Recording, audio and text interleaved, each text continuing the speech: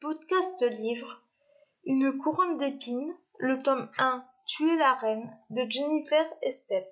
Présentation du roman. Le titre en VO du roman est Kill the Queen.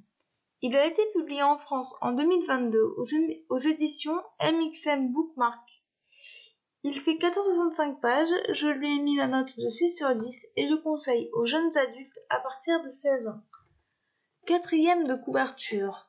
Dans un monde où le pouvoir magique d'un individu détermine sa valeur, l'absence notoire de capacité de Dame Everlight la relègue dans l'ombre de la cour de Bellona, un royaume imprégné des traditions des gladiateurs. Pourtant, des forces obscures rôdent au sein du palais. Lorsque sa cousine Vassilia, la future héritière de la couronne, assassine sa mère et s'empare du trône de force, Evie est prise en chasse avec le reste de la famille royale.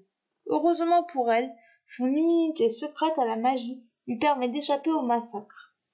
Forcée de se cacher pour survivre, elle rejoint une compagnie de gladiateurs.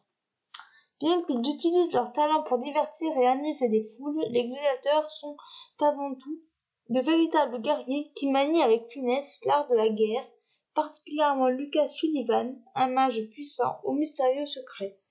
Face à son avenir incertain, Evie démarre un entraînement aux côtés de la troupe. Ce que j'ai pensé de ce roman.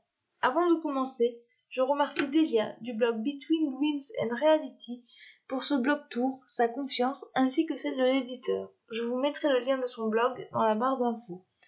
Cela a été une bonne lecture.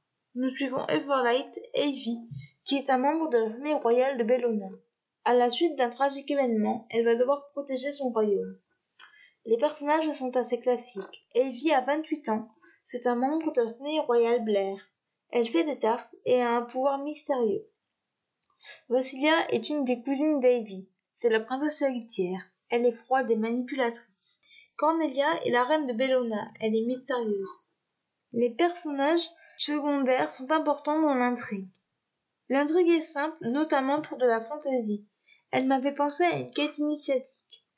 Le roman est découpé en 3 parties avec des chapitres relativement longs. L'écriture est simple et l'autrice n'épargne pas ses personnages. La fin peut donner envie au lecteur de connaître la suite, mais je ne pense pas poursuivre la découverte. En bref, une lecture mitigée. Je remercie encore une fois Delia pour ce blog tour. Pour une fois, il n'y aura pas d'extrait du livre. Les points forts de ce roman, les personnages, l'intrigue et l'écriture. Les points faibles de ce roman, la fin. Voilà, c'en est tout pour ce podcast, j'espère qu'il vous aura plu. N'hésitez pas à me donner votre avis et vos commentaires sur YouTube, à vous abonner à la chaîne, et je vous retrouve très bientôt pour un nouveau podcast. Ciao!